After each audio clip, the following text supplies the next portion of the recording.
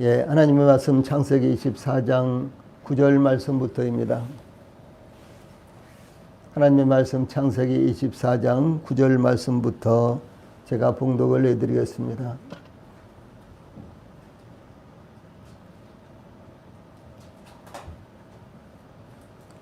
하나님의 말씀 창세기 24장 9절부터 14절 말씀까지 봉독을 해드리겠습니다.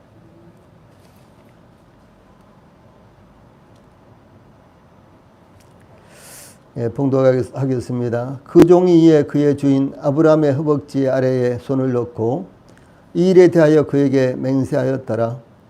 이에 종이 그 주인의 낙타 중 10匹를 끌고 떠났는데 곧 그의 주인의 모든 좋은 것을 가지고 떠나 메소포타미아로 가서 나홀의 성에 이르러 그 낙타를 성 밖 우물 곁에 꿀렸으니 저녁 때라. 여인들이 물을 길르러 나올 때였더라. 그가 이르되 우리 주인 아브라함의 하나님 여호와여 원하건대 오늘 나에게 순조롭게 만나게 하사 내 주인 아브라함에게 은혜를 베푸시옵소서. 성중 사람의 딸들이 물 길르러 나오겠사오니 내가 우물 곁에 서 있다가 한 소녀에게 이르기를 청하건대 너는 물동이를 기울여 나로 마시게 하라 하리니 그의 대답이 마시라 내가 당신의 낙타에게도 마시게 하리라 하면 그는 주께서 주의 종 이삭을 위하여 정하신 자라. 이로 말미암아 주께서 내 주인에게 은혜 베푸심을 내가 알겠나이다. 아멘. 14절 말씀까지 봉독을 해드렸습니다. 예, 오늘 저녁에는 창세기 24장 9절로 14절 말씀을 통해서 하나님의 인도하심을 구하는 기도, 하나님의 인도하심을 구하는 기도, 이런 주제로 말씀을 전해드리겠습니다. 아브라함의 늙은 종은 아브라함의 지시에 따라 메소포타미아로 가서 이삭의 신부를 선택하기 위해 하나님의 인도하심을 구하는 기도를 드렸습니다. 아브라함의 늙은 종은 하나님께서 그의 기도를 들으시고 하나님께서 인도하신 대로 이삭의 신부를 결정하고자 기도했던 것입니다. 이것은 늙은 종이 자신이 직접 보고 또한 시험해보고 결정하는 것이 아니라 하나님께서 결정하시기를 기도드렸다라고 하는 사실입니다. 오늘날 그리스도인의 결혼이라도 결과적으로 자신들이 선택하는 것과는 달리 처음부터 하나님께서 인도하시고 선택하시기를 원했던 것을 본문은 우리들에게 보여주고 있습니다. 즉 그리스도인의 결혼은 하나님의 말씀을 따라 시작하되 자신의 선호를 따라 결정하는 것이 아니라 하나님께서 인도하시고 결정하시는 것을 분별하여 단순히 받아들이는 차원을 의미하는 것입니다. 아브라함의 늙은 종의 기도는 단지 결혼을 위해 하나님의 인도하심과 선택을 위한 기도뿐만 아니라 그리스도인의 기도와 이에 대한 하나님의 응답이 어떻게 이루어지는지를 보여주고 있는 것을 나타내고 있습니다. 예, 그러므로 하나님의 인도하심을 받기 위해서 어떻게 기도하고 응답을 받아야 하는가, 여기에 대한 귀한 교훈을 저희들에게 제공하고 있습니다. 제일 먼저 9절 말씀은 선택의 절대적인 조건, 이런 말씀이 나타나고 있습니다. 9절 말씀은 선택의 절대적인 조건을 제시하고 있습니다. 아브라함은 그의 늙은 종을 불러 그의 허벅지 밑에 손을 넣고 맹세하도록 지시하고 늙은 종에게 이삭의 신부를 구하기 위해 지켜야 할 것을 지시하고 그것을 지키도록 맹세하게 했습니다.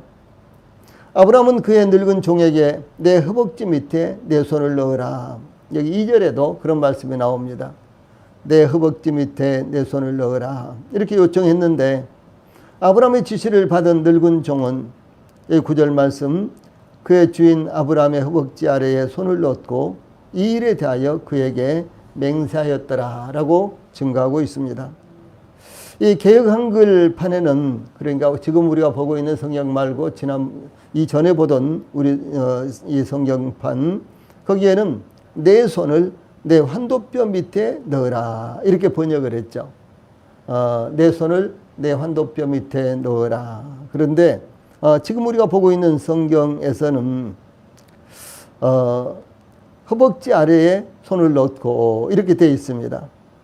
이 허벅지 밑은 이 환도뼈 밑으로, 이 환도뼈는 어딘 거는요, 허벅지. 우리 허벅지 이러면 금방 좀 알 수가 있잖아요. 근데 이 허벅지라는 이제 번역은 상당히 애매모호한 이와 같은 번역입니다. 그래서 환도뼈가 도대체 어디지? 우리가 이제 이럴 수가 있죠. 그런데 환도뼈라는 이와 같은 번역이 훨씬 적절한 번역입니다. 이 환도뼈는 둔부 아래쪽에, 그러니까 엉덩이 제일 아래쪽에 있는 이와 같은 뼈로서 엉덩이의 골반을 이루는 좌우 한 쌍의 뼈로 궁둥이뼈, 말하자면 궁둥이뼈입니다. 이것을 가리켜서 이 좌골이라고 이렇게 가리킵니다. 그래서 뭐 좌골신경통 뭐 이런 말도 있잖아요. 그러면 이제 좌골 그러면 오른쪽 아니고 왼쪽 뼈가 신경통이 왔다 그런 말이 아니라요. 이 좌자는 앉을 좌자입니다. 그래서 이 앉을 때 딱 이렇게 의자에 앉는다든가 바닥에 앉으면은 이 엉덩이뼈가 이렇게 닿지 않습니까? 그 두 개의 뼈를 가리켜서 환도뼈라고 그러는 거예요. 이해되시죠? 예. 그래서 이제 이 좌골을 의미합니다. 이와 같이 허벅지 밑에 손을 넣고 맹세하는 것은 생명과 같은 맹세입니다. 하나님의 이름, 여호와 하나님의 이름으로 맹세하면 그것도 생명과 같은 이런 이제 맹세가 되죠. 그런데 이 환도뼈 밑에 손을 넣고, 그러니까 이제 허벅지 밑에다가 손을 넣고 맹세하는 것도 동일하게 생명과 같은 그런 맹세입니다. 예, 그러므로 이러한 맹세를 어기는 경우 저주를 당하거나 파문을 당하게 되는 것입니다. 예, 이와 같은 맹세를 환도뼈 맹세 이렇게도 불러요. 환도뼈 맹세 이렇게 부르기도 하는데, 본문과 이 야곱이 죽을 때가 가까워오자 요셉에게 자신의 시신을 애굽에 장사하지 말고 이 조상의 묘지에 장사하도록 맹세시킬 때 나타나는데, 창세기 47장 29절로 30절에 와 같은 말씀이 나옵니다. 예, 그러므로 환도뼈 맹세는 맹세의 신성함과 신실함을 의미하는 고대의 관습이었는데, 몇 가지로 이제 살펴보면요, 이것은 이 환도뼈가 있는 부분은 후손을 잉태케 할 수 있는 정력의 근원지로서 자손의 계승을 의미를 합니다. 예, 따라서 자신의 후손도 자신이 서약한 맹세를, 이 환도뼈 맹세일 경우요, 자신이 서약한 맹세를 지켜야 되는 의무와 권한이 있다라고 하는 것을 상징적으로 나타내는 것입니다. 예, 두 번째로 환도뼈란 남자 생식기의 왕고거법으로 사타구니를 의미합니다. 예, 그곳에 손을 넣는 것은 할례를 명령하신 거룩하신 하나님 앞에서 엄숙하게 맹세한다라고 하는 것을 의미합니다. 세 번째로 환도뼈란 권위와 주권을 상징하는데, 그곳에 손을 넣는 것은 주인에 대한 절대적인 복종과 충성으로 맹세한다라고 하는 것을 의미합니다.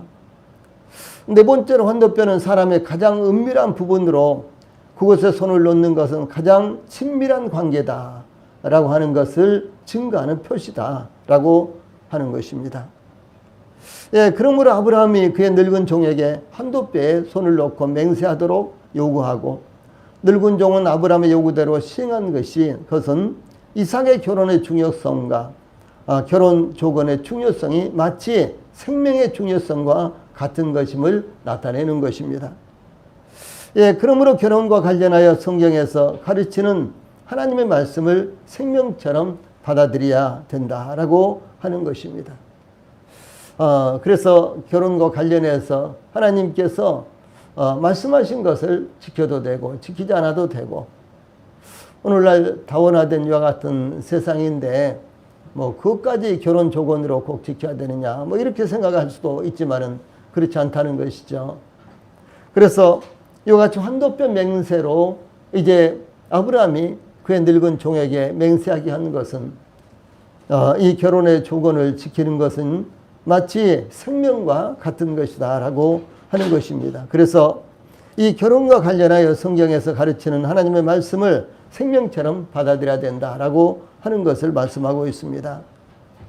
이 러시아에서는 싸움터에 나갈 때는 1번, 바다에 나갈 때는 2번, 결혼할 때는 3번 기도하라 이렇게요. 이런 속담이 있을 정도로 결혼은 신중하게 선택하고 이루어져야 된다라고 하는 것을 우리들에게 말씀하고 있는 것입니다. 다음에는 이제 10절로 11절 말씀을 통해서 하나님의 뜻을 찾아가는 길이라는 이와 같은 내용이 담겨져 있습니다. 아브라함의 늙은 종은 아브라함의 요청대로 맹세하고 아브라함의 낙타 10필에 아브라함의 모든 좋은 것을 가지고 이삭의 신부를 찾기 위해 헤브론을 떠나 메소포타미아에 도착을 했습니다. 아브라함의 늙은 종이 낙타 10필에 아브라함의 모든 좋은 것을 싣고 떠났다는 것은 아브라함이 거부였다라고 하는 것을 의미를 하는 것입니다. 당시 나귀가 보편적인 교통수단이었는데 이 낙타는 수세기 이후에나 일반화될 정도로 이 아브라함 당시에는 구하기가 굉장히 어려운 이와 같은 짐승이었습니다.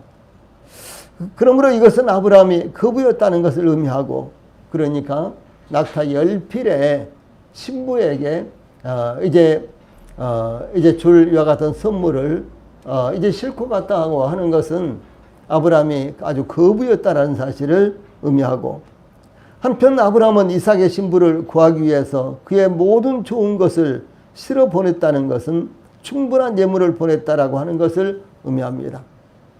다시 말해서 아브라함이 이 낙타 10필에 아주 가장 좋은 것들을 실어서 보냈다는 것은 아브라함이 그의 자부 이삭의 아내를 구하는 데 있어서 최선을 다해서 이 며느리를, 그러니까 이삭의 이제 신부감을 구하려고 했다라고 하는 것을 말하는 것입니다. 여기 늙은 종이 찾아간 메소포타미아는 두 강과 아람, 이와 같은 말이 합쳐진 말로요, 두 강들의 아람이라는 그런 뜻입니다. 즉 두 강은 티그리스와 유프라데스 강을 가리키며 아람은 산지라는 뜻으로 티그리스와 유프라데스 강 사이의 고원지대로서 세계 3대 문명 발상지 중의 하나로 히브리와 헬라 문명에 큰 영향을 준 근원지, 그가 바로 메소포타미아입니다.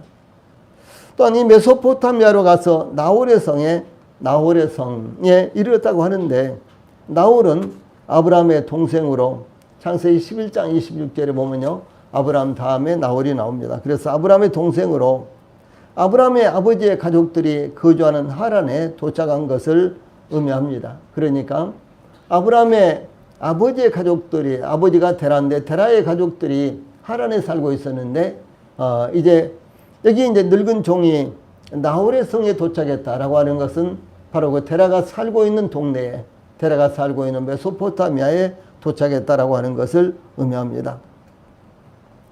아브라함의 아버지 데라는 세 아들을 두었는데 아브라함과 나홀과 하란이었습니다. 창세기 11장 26절에 나타납니다. 하란은 롯을 낳고 갈대아 우리에서 죽었는데 데라가 갈대아 우리에서 가족들을 이끌고 출발할 때에는 아브라함과 하란의 아들인 그의 손자 롯과 그의 며느리 아브라함의 아내 사례를 데리고 떠났다라고 하는 것이 나타납니다. 그러나 하란을 나홀의 성이라고 부른 것은 나홀이 아브라함과 그의 아버지 데라의 뒤를 따라 하란으로 이주했던 것으로 추측이 가능한 것입니다. 무슨 말인고는 데라가 창세기 12장 보면은 아브라함이 부르심을 받잖아요. 그런데 창세기 11장 마지막 부분에 보면은 데라가 이제 그의 가족들을 이끌고 하란으로 이렇게 떠납니다. 그런데 그때 이제 이게 나홀은요 포함이 되지 않았어요. 그러나 세 아들 가운데 나홀은 이 하란은 먼저 죽고, 그러면 이 아들이 둘이 있잖아요. 그런데 두 아들 가운데요 아브라함은 동행을 했지만 이 나홀은 동행을 했다라고 하는 내용이 나타나지 않습니다. 그래서 이제 이것을 추측해 봤을 때 이제 데라가 이제 아브라함과 그리고 이제 손자 롯을 데리고 저 하란으로 가서 거주하고 있을 때, 그 이후에 이제 나홀이 이제 갈대아 우르를 떠나서 하란에 있는 아버지에게 가가지고 아버지에게 도착해서 이제 거기서 이제 거주하지 않았나. 그래서 이제 거기서 거주함으로 말미암아 그들이 살고 있었던 그 성을 나홀의 성이라고 이렇게 불렀지 않느냐 이렇게 추측이 가능한 것입니다. 그래서 이제 이와 같이 하나님께서 그 말씀에 따라 이루어지는 결혼과 하나님의 뜻을 따라 살아가기를 원하는 성도들을 인도하신다라고 하는 사실이 여기 나타나고 있습니다. 이 가나안에서 하란까지는 약 80km로서 20여 일 이상 소요되는 먼 거리였습니다. 그곳까지 산들과 강들과 광야와 사막이 가로막고 있었으며 수많은 부족들과 강도떼들이 출몰했습니다. 그러나 아브라함의 아들 이삭의 결혼을 위해 하나님께서 모든 위험 가운데서도 지켜주셨고 정확하게 아브라함의 아버지 가족들이 살고 있는 나홀의 성까지 정확하게 인도하셨던 것을 볼 수가 있습니다. 이와 같은 모습은 하나님께서 그 말씀에 따라 이루어지는 결혼과 하나님의 뜻을 따라서 살아가기를 원하는 성도들을 인도하시고 계신다라는 사실을 나타내는 것입니다. 아브라함의 늙은 종이 나홀의 성에 도착해서 성박 우물 곁에 낙타들을 쉬게 했는데 그가 도착했을 때는 저녁 때로서 여인들이 물을 길르러 우물로 나올 때였습니다. 중동 지방의 낮은 매우 무더웠기 때문에 특별한 경우가 아니고는 대체로 이 서늘한 아침과 저녁 때에 물을 길렀습니다.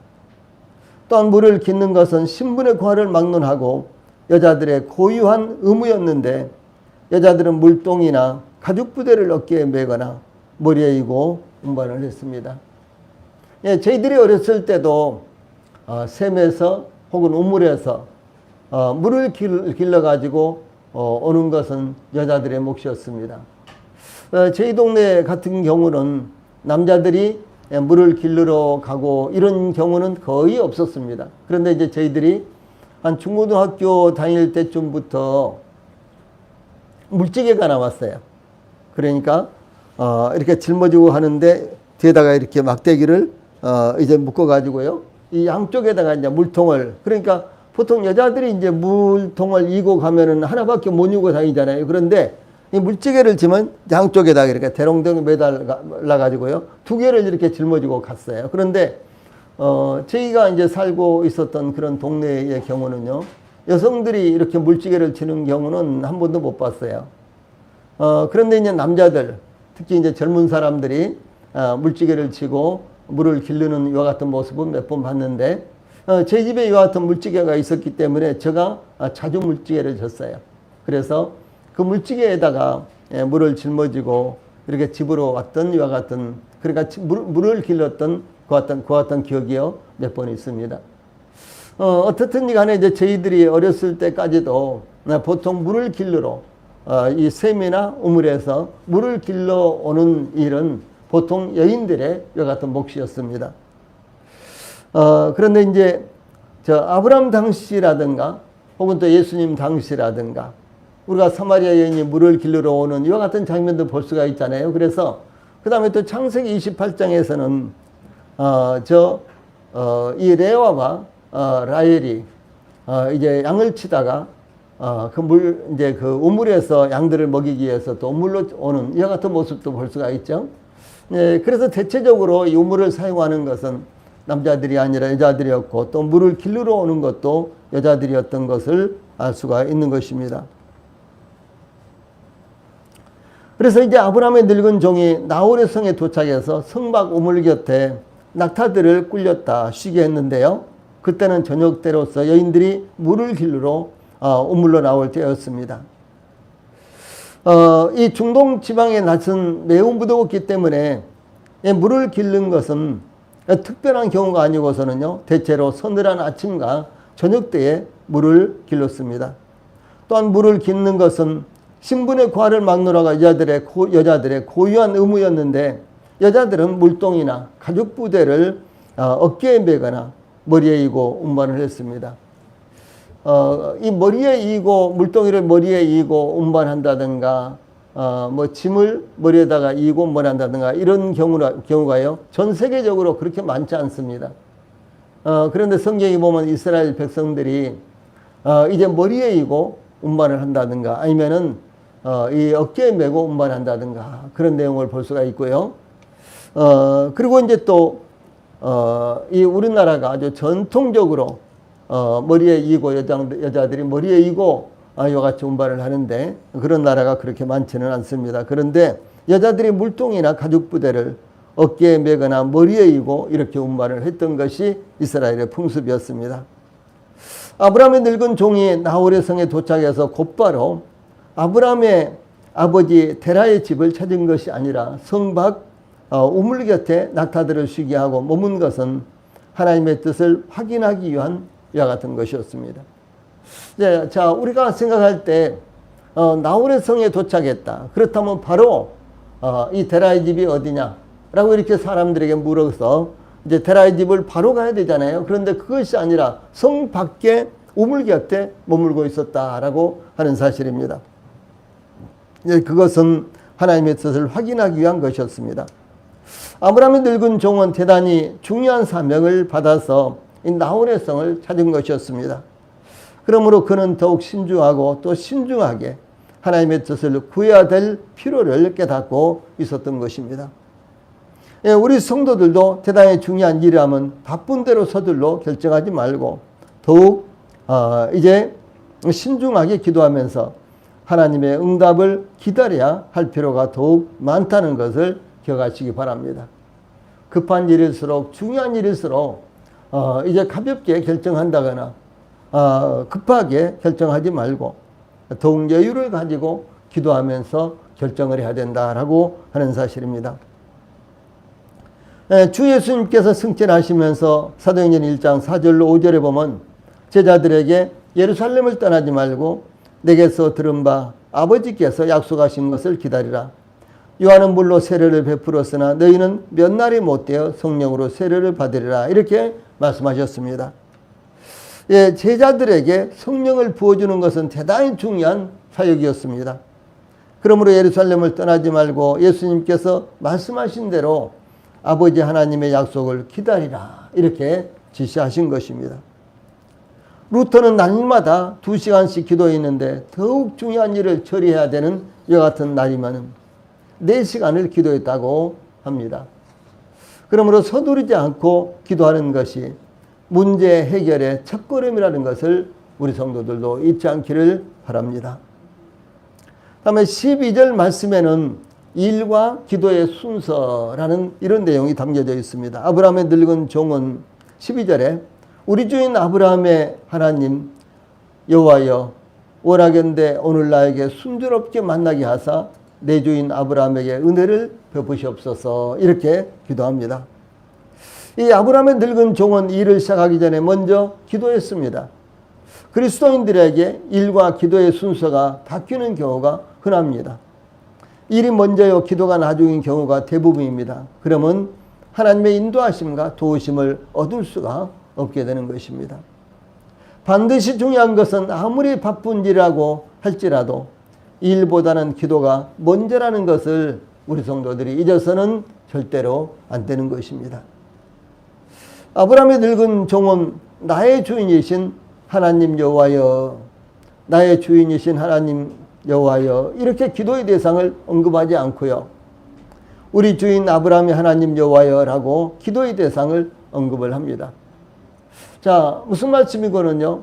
여기 아브라함의 늙은 종이 이제 메소포타미아에 도착해서 나홀의 성에 이제 도착했는데 바로 성 안으로 들어가지 않고 성 밖 우물 곁에 이제 잠시 쉬면서 거기서 이제 하나님 앞에 기도하면서요. 나의 하나님 여호와여 내가 여기까지 오게 해주신 것을 감사합니다. 이렇게 기도하지 않았다는 거예요. 예, 나의 주인이신 하나님 여호와여 이렇게 호칭을 하면서 기도한 것이 아니라 여기 12절에 보면 예, 우리 주인 아브라함의 하나님 여호와여 무엇입니까? 아브라함의 하나님 여호와여 이렇게 기도를 한 거예요. 예.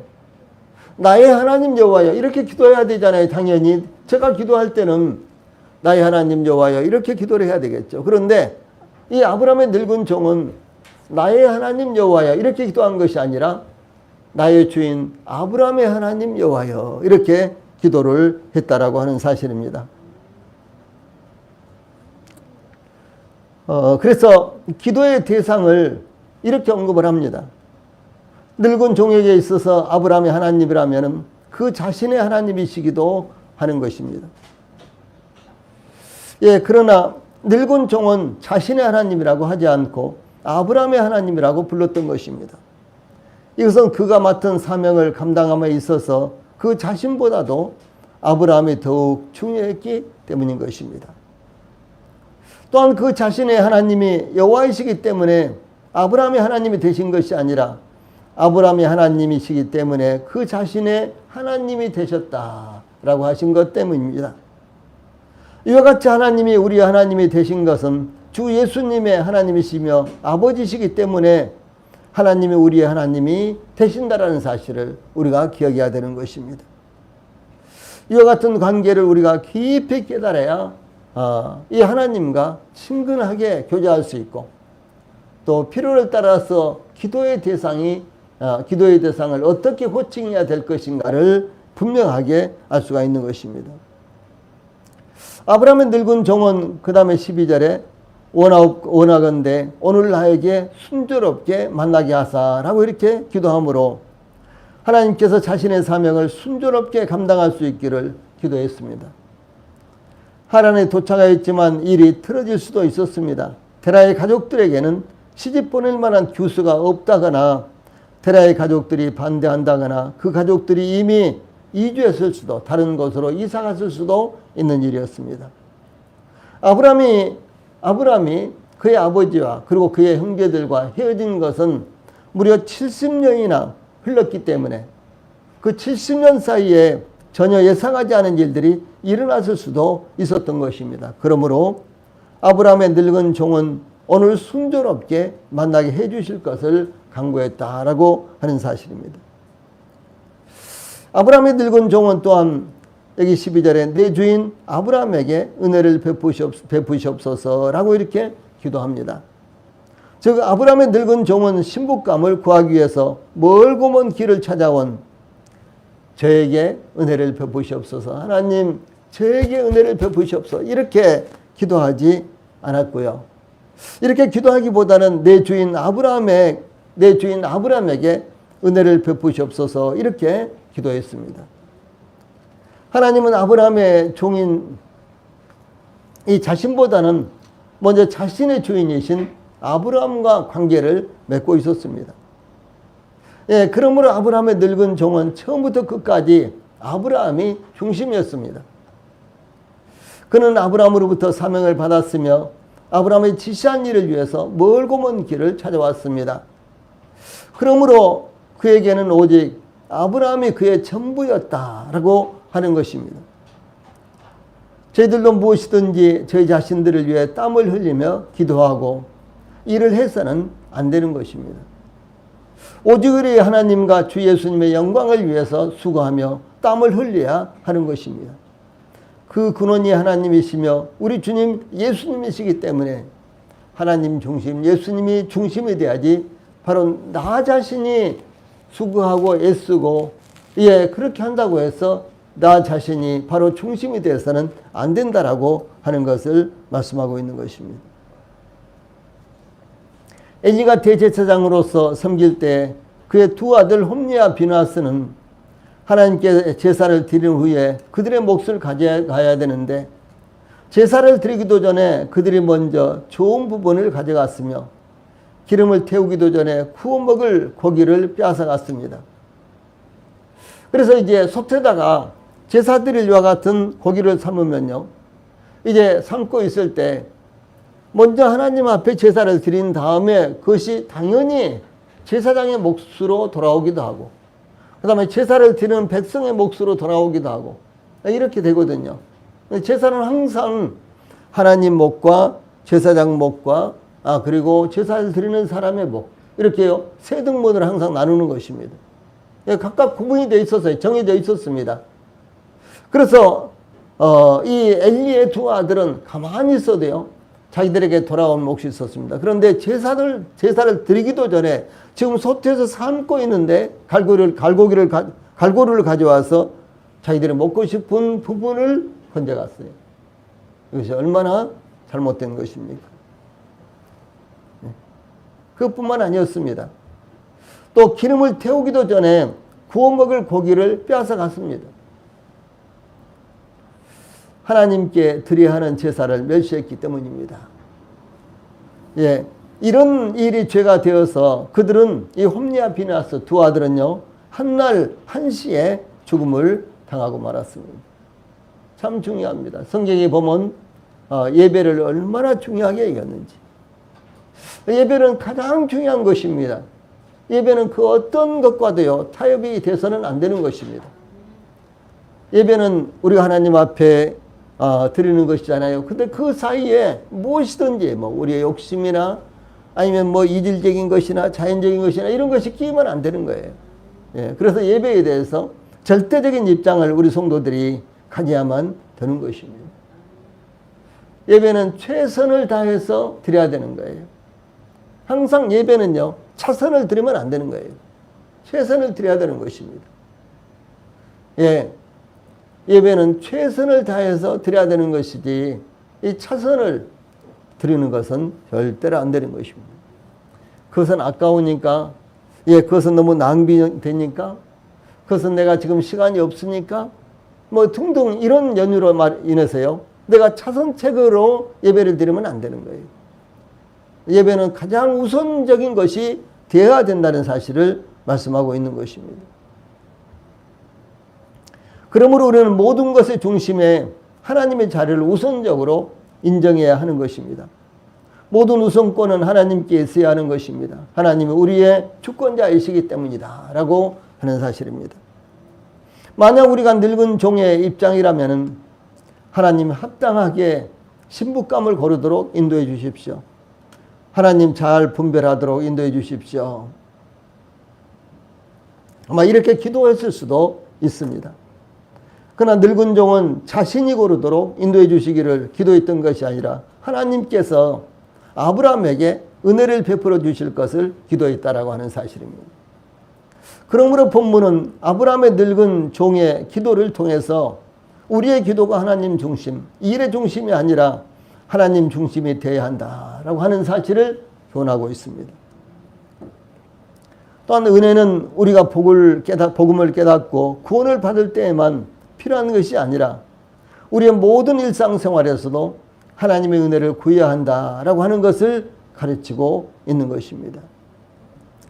여기 12절에 마지막 부분에 그랬죠. 순조롭게 만나게 하사 내 주인 아브라함에게 은혜를 베푸시옵소서 그랬죠.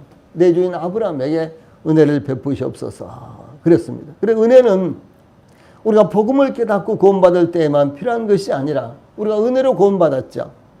예, 거기에만 은혜가 필요한 것이 아니라 우리의 일상생활, 우리의 모든 일상생활에서도요, 하나님 은혜가 필요하다라고 하는 사실입니다.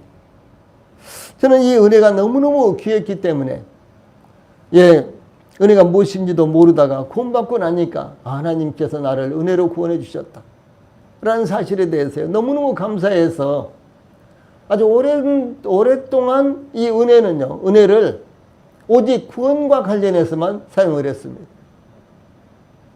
예, 은혜로 우리가 죄사함 받고 은혜로 구원받고 은혜로 하나님의 자녀가 됐고 모두 다 이제 우리 구원과 관련된 말씀이죠.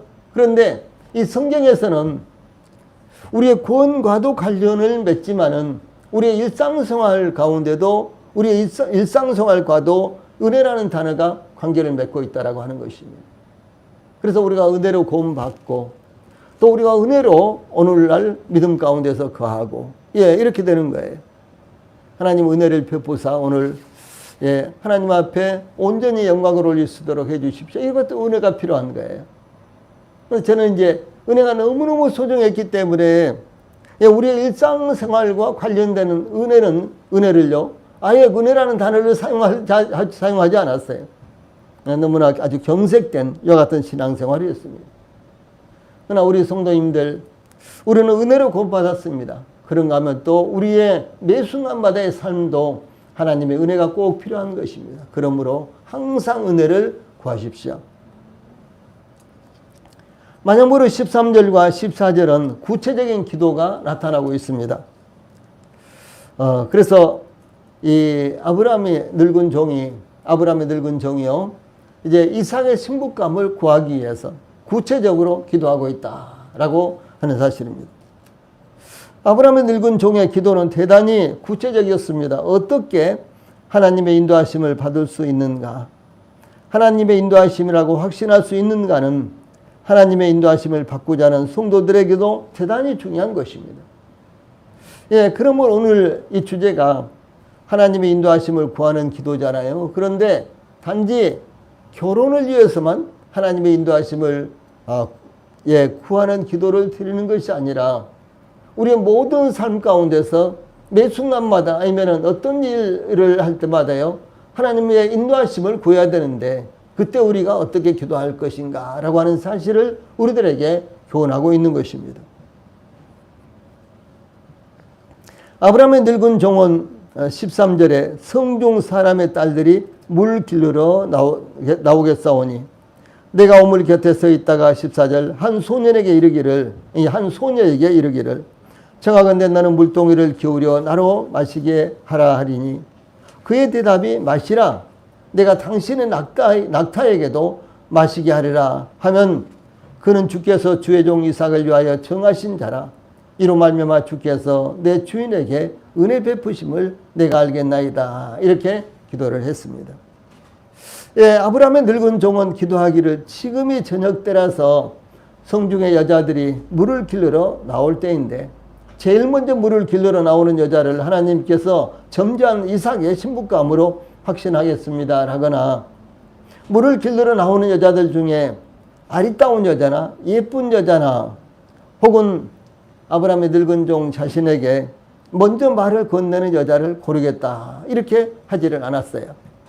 예, 여러 가지 조건을 제시할 수 있지 않겠어요? 그런데 이 아브라함의 늙은 종이요, 이제 아브라함이 하나님 여호와여 이러이러한 여자가 있다면은 바로 그 여자는 하나님께서 이삭을 위해서 이제 정하신 자로 저가 받겠습니다. 이렇게 기도를 한 거예요. 굉장히 중요한 것이었습니다. 얼마나 이 늙은 종이 지혜로운지요. 제가 이제 다음에 이 창세기 24장을 이제 계속해서 강의하면서요, 늙은 종에 대해서만 1시간 할 거예요. 참 기가 막힙니다. 그 늙은 종의 지혜, 그 충성스러움, 예, 그것이 바로 오늘날 우리가 돼야 되지 않느냐라고 생각을 합니다. 우리가 하나님 앞에서 늙은 종의 지혜를 배워야 되는 것입니다. 늙은 종의 이 순종을 배워야 된다라고 하는 사실입니다. 예, 그래서 이제 이 늙은 종은 이와 같이 자기중심적으로 이제 하나님 앞에 기도를 한 것이 아니라 하나님께서 결정하시도록 이렇게 기도를 했다라고 하는 사실입니다. 예, 그래서 이제 아브라함의 늙은 종은 자신의 인간적인 분별력과 지혜로서 이삭의 신부감을 정하는 것이 아니라 먼저 하나님께 기도함으로 전적으로 하나님께서 정하시기를 간절히 기도했습니다. 하나님께 기도하는 것이 참된 지혜임을 늙은 종은 깨닫고 있었던 것입니다. 또한 하나님께서 기도하는 자에게 응답하신다는 것도 그는 알고 있었습니다. 기도하면은 하나님께서 응답하신다라고 하는 사실을 늙은 종은 알고 있었기 때문에 이렇게 기도한 것입니다. 예, 아브라함의 늙은 종은 자신이 우물 곁에 섰다가 물을 길르러 나오는 한 소녀에게 청하건대 너는 물동이를 기울여 나로 마시게 하라 이렇게 요구를 하면은 그 소녀가 마십시오. 내가 당신의 낙타에게도 마시게 하리이다 이렇게 하면은요, 즉 자신이 마실 물을 달라고 청할 때 마실 물을 줄 뿐만 아니라 자신이 구하지도 않는 이 낙타에게도 물을 주겠다고 하면 그 여자가 하나님께서 이삭을 위해 청하신 여자로 분별하겠다라고 하는 사실입니다. 이렇게 한다는 것은 실로 기적적인 일입니다. 예, 내가 목마르니까 나에게 물을 좀 다오. 예, 이렇게 했을 때도요, 예, 물을 주기가 쉽지를 않은 일이었어요. 예, 그런데 예, 마십시오. 이렇게 기꺼이 마시라고요. 이렇게 하고 나서 이어서 내가 당신의 약대에게도 물을 깃겠습니다. 내가 당신의 약대도 마실 수 있도록 물을 깃겠습니다. 이렇게 하는 것은 이건 정말 어려운 일이었습니다. 지금 그것을 말씀하고 있는 거예요. 낙타는 물을 많이 먹기로 유명하며 예, 낙타는 한 마리가 아닌 10마리나 되었기 때문에 이것은 정말로 어려운 일이었습니다. 또한 이렇게 하는 것은 섬기기를 즐거워하는 성품이요 남다른 덕성의 소유자일 것이 분명하기 때문에 이삭의 아내로서 아주 적절했다라고 하는 사실입니다. 특히 중동의 우물들은 깊었기 때문에 물을 깃는 것은 쉬운 일이 아니었습니다. 그런데 마실 물을 달라고 할 때 낙타가 마실 물까지 깃겠다고 하는 것은 의외의 일임에 틀림이 없었습니다.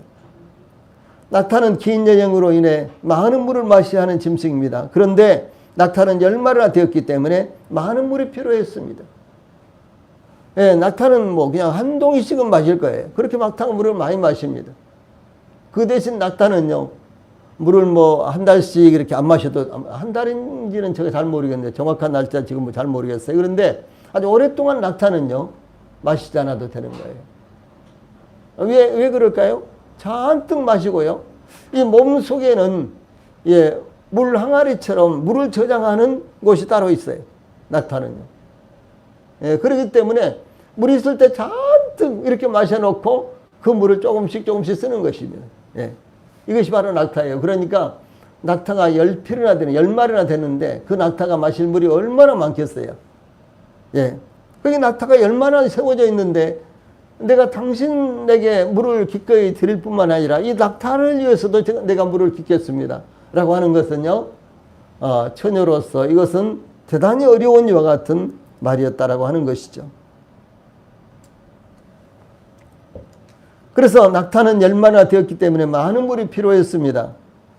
그러나 늙은 종의 요구대로 마실 물을 내어줄 뿐만 아니라 요구하지 않는 낙타의 물까지 길어주겠다고 제안하는 것은 여인의 적극적이고도 자신의 노력을 필요하는 사람에게 기꺼이 호의를 베풀 수 있는 성품이라는 것을 의미하는 것입니다.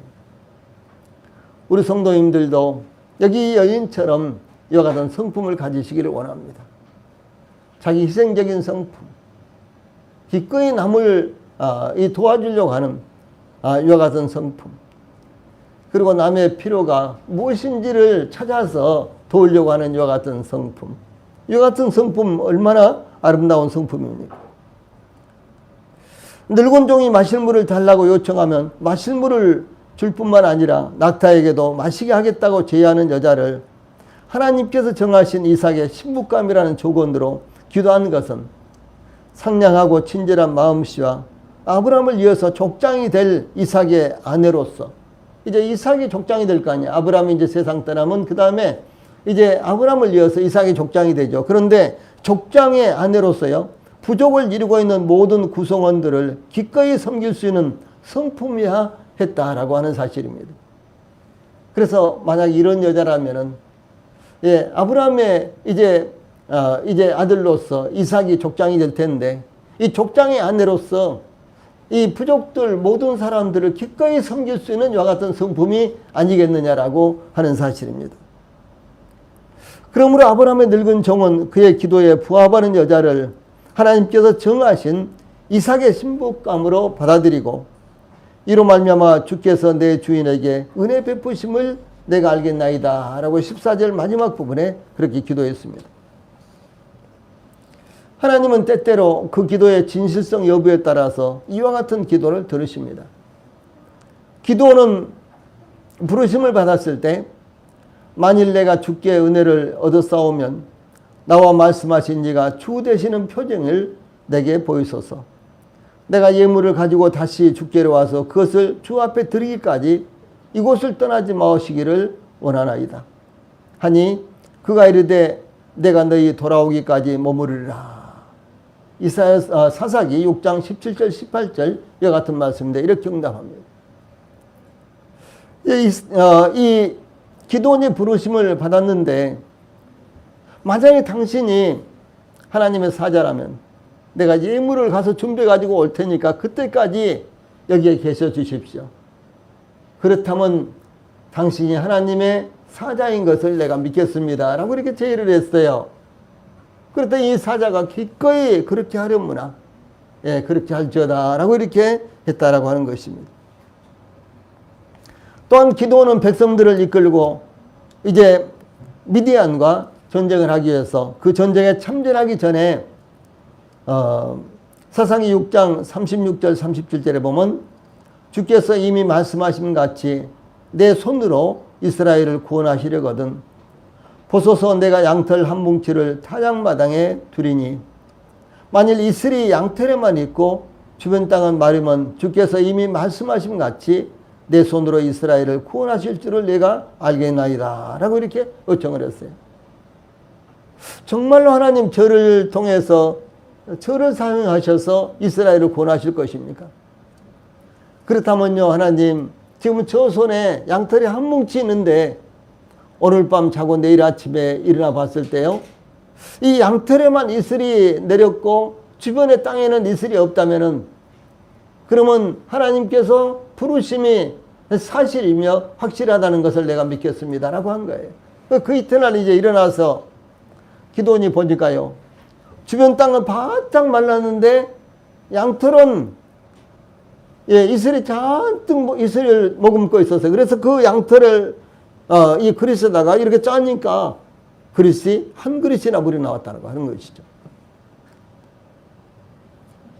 그런데 기드온은 물러서지 않고요, 또 다시 주여 내게 노하지 마옵소서. 내가 이번만 말하리이다. 고하옵나니 내게 이번만 양털로 시험하게 하소서. 원하건대 양털만 마르고 그 주변 땅에는 다 이슬이 있게 하소서. 이렇게 요청을 했어요.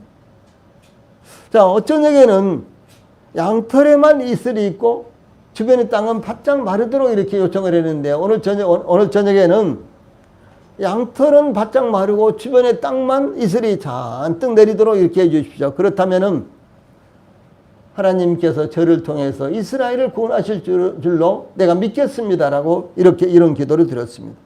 그런데 과연 그 다음날 아침에 보니까요, 양털은 바짝 말라 있는데 그 주변 땅은 다 이슬이, 예, 잔뜩 내려 있었다라고 하는 사실입니다. 자, 이런 측면에서 우리가 이런 말씀을요, 우리가 다른 측면에서 생각해 볼 수가 있습니다. 그것은 무엇인고는 우리가 하나님을 시험하는 것이 합당하냐라고 하는 사실입니다. 당연히 하나님을 시험하는 것은 합당치 않습니다. 하나님은 그 누구에게도 시험을 받지 아니하시고 또 하나님께서는 시험하지도 유혹하지도 그런 말씀이죠. 유혹하지도 않으신다라고 말씀하셨습니다. 그러나 이 절실한 기도를 위해서 특히 확신을 갖기 위해서 하나님께 요청하는 기도를 드릴 수 있다라고 하는 사실입니다. 지금은 우리가 성문화된 말씀, 기록된 말씀을 통해서 하나님의 뜻을 분별합니다. 물론 이제 환경을 통해서도 하나님의 역사를 통해서 우리가 분별합니다만은 가장 중요한 것은 기록된 하나님의 말씀을 통해서 우리가 하나님의 뜻을 구분을 합니다. 예, 그런데 이와 같이 절실한 기도를 위해서요, 특히 확신을 갖기 위해서 하나님께 요청하는 이런 기도를 드릴 수도 있다라고 하는 것입니다. 그러므로 이삭의 신부를 구하는 것처럼 중대한 일을 앞두고 있는 아브라함의 늙은 종이 하나님의 뜻을 확실하게 알기 위해서 하나님께 기도한 것은 지극히 정당한 것이며 적극적인 태도였습니다. 그러므로 우리도 확신을 갖게 될 때까지 간절한 마음으로 기도하는 것을 중단하지 않아야 될 것입니다. 예, 기도하시겠습니다.